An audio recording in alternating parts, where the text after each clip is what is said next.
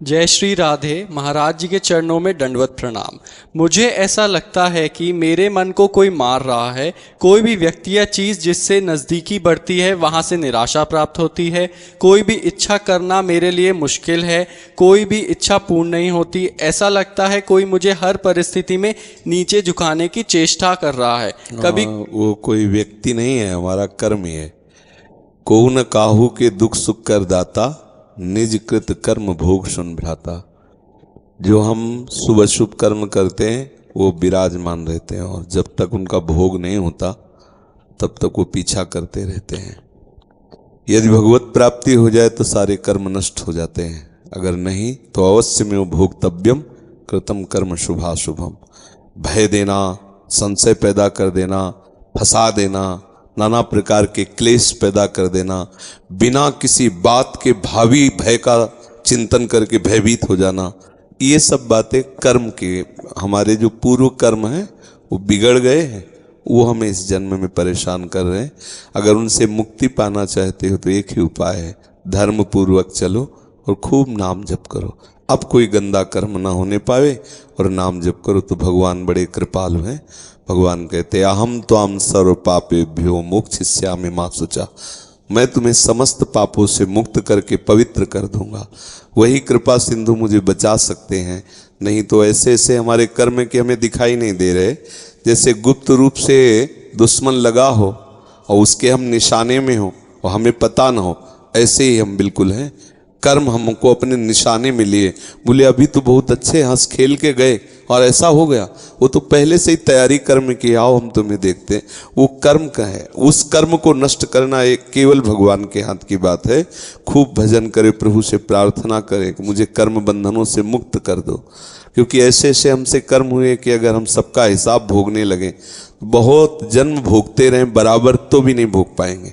तो कृपा करें प्रभु और हमारे कर्म की गोदाम में आग लगा दें, सब भस्म हो जाए, तो बात बन सकती है। और ये सब मानना कि कोई हमारे पीछे कुछ लगा दिया है, कुछ ऊपरी चक्कर और भीतरी चक्कर, ये सब बेवकूफ़ी है, इसमें कोई महत्व नहीं है, ये सब अज्ञान की बातें हैं। खास बातें हैं, अगर हमारा कर्म हमको दंड देना तो अभी भूत बन के लग जाएगा। अब झाड़ फूको, न जाना क्या क्या सब करते घूमो, कर्म बिगड़ गया, रोग बन गया। बोले लीवर खराब, किडनी खराब, ये अब पूरे जीवन भर भोगो, कर्म ही तो है। सब खेल कर्म का है, ना कोई हमें दुख से दे सकता है, ना कोई सुख दे सकता है। हमारे कर्म ही हमको दुख दे रहे हैं, हमारे कर्म ही हमको शुभ जो कर्म है वो सुख भुगता रहे हैं। तो इस दुख सुख से, ये यहाँ का सुख भी दुख रूप ही है। जैसे जेल में कोई बंद हो और उत्सव मना रहा हो, तो उसका, अब उसके फांसी की सजा, उत्सव मना रहा हो, क्या उत्सव उसका। ऐसे ही हम माया की जेल में बंद है। वो बोले आज हमारा बर्थडे, पता नहीं शाम के बर्थडे होगा कि डेथ डे होगा, कोई भरोसा नहीं किस मिनट में क्या हो क्या। तो ऐसे हम जीवन मुक्त जब तक नहीं तब तक क्या सुख। इसलिए बच्चा, कम से कम इतने भाग्य तो तुम्हारे प्रबल हुए कि तुम अपने अंतर की दशा को देख पा रहे हो, अंतर्मुखी हो। बस एकमात्र प्रभु की शरण में होकर उनका नाम जप करो। अब कोई गलती ना होने पावे तो अबलो नशानी अबना न सही हो, ये दृढ़ नियम ले लो। तो प्रभु बहुत कृपालु हैं, बहुत, मतलब आप सोच नहीं सकते हो कितने कृपालु हैं। वो सब माफ कर देंगे, और वो मालिक हैं, वो ईश्वर हैं। जैसे किसी ने एक जगह प्रश्न में लिखा कि हम मानते ही नहीं कि भगवान है। तुम मानते इसलिए नहीं हो कि अज्ञानी हो, बिना बाप के तुम थोड़ी पैदा हो गए, पिता तो है ही ना।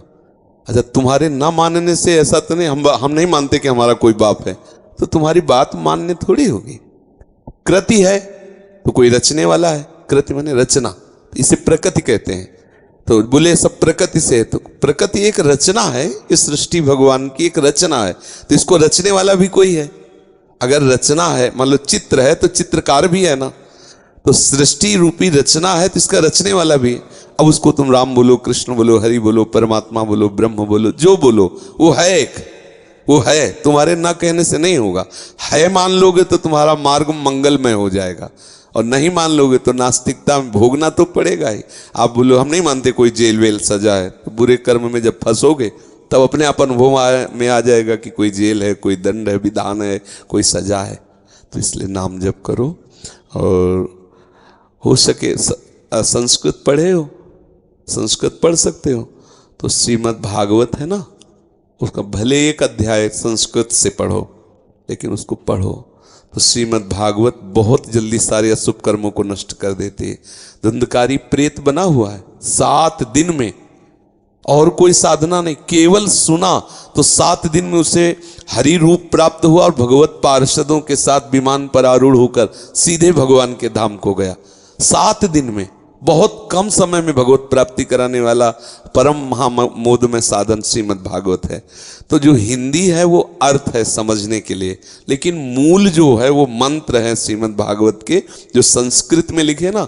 हाँ, अगर अपने न पढ़ पावे तो किसी उत्तम भागवताचार्य से, जिसको संस्कृत का ज्ञान है और जो ईमानदारी से पूरा पाठ करके ठाकुर जी की प्रसन्नता के लिए सुना सके, तो बैठकर 4-5 घंटे रोज सुन ले। 7 दिन किसी भागवताचार्य से पाठ करवा ले संस्कृत से, अपने कुटिया में या जहाँ भी जैसे बने, और नहीं तो स्वयं 1 अध्याय 2 अध्याय रोज पाठ करे। अब ऐसा तो भागवत बहुत कृपामय है, साक्षात श्री कृष्ण का वांग्मय स्वरूप है, सारे अशुभों को नष्ट कर देता है।